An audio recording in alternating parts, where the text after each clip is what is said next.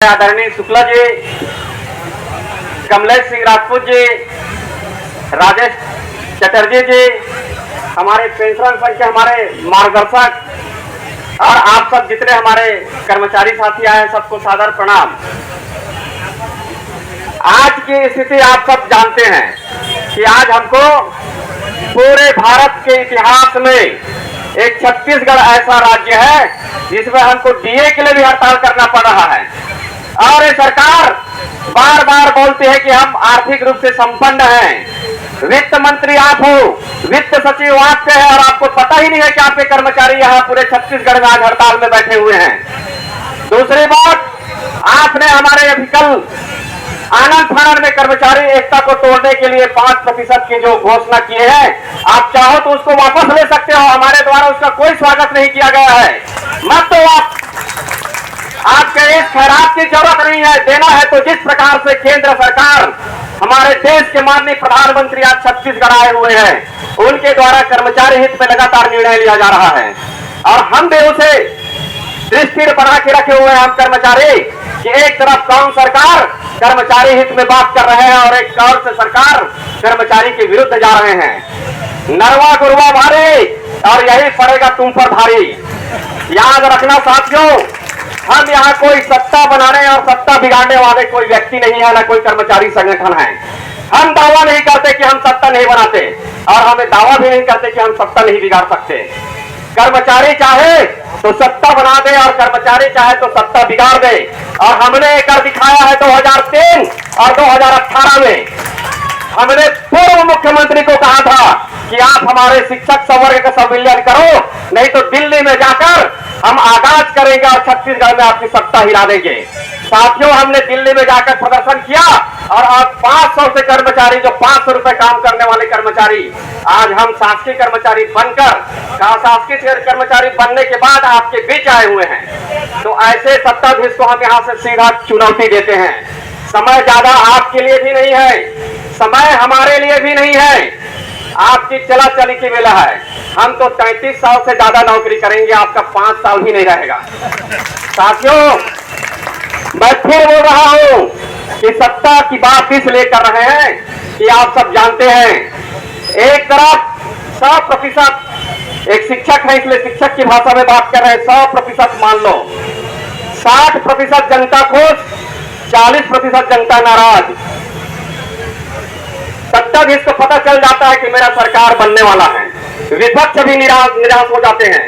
लेकिन वहीं पर एक ऐसा वर्ग है जो 100% अगर एक साथ मत करेंगे तो अच्छे अच्छे अहंकारी का सत्ता छोड़ना पड़ता है और हम छुड़ा देते हैं। साथियों, आज हम जिस मांग के लिए बैठे हुए हैं, कोई महत्वपूर्ण मांग नहीं है। हम कोई मांग नहीं कर रहे हैं।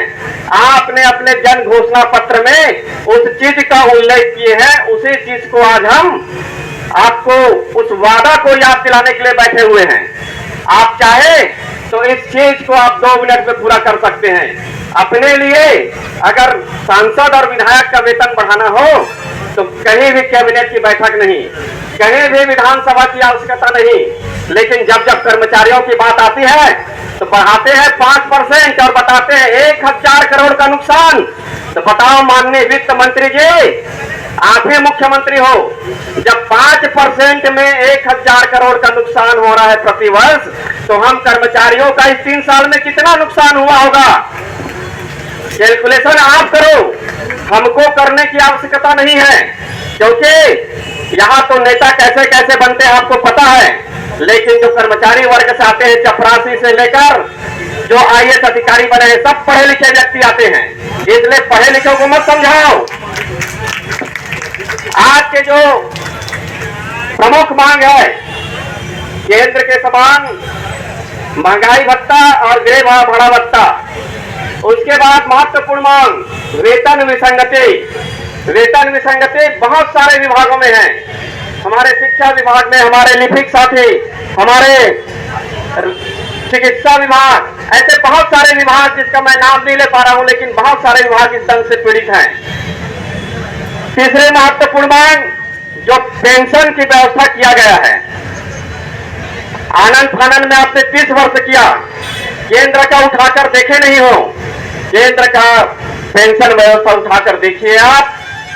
30 वर्ष में पूर्ण पेंशन देने का बहुत सारे राज्य में केंद्र के साथ साथ है, लेकिन छत्तीसगढ़ में आगे 2023 आ गया है, 2000 के बाद आज 2023, लेकिन पेंशन के संबंध में उसको सोचने का विषय नहीं आया।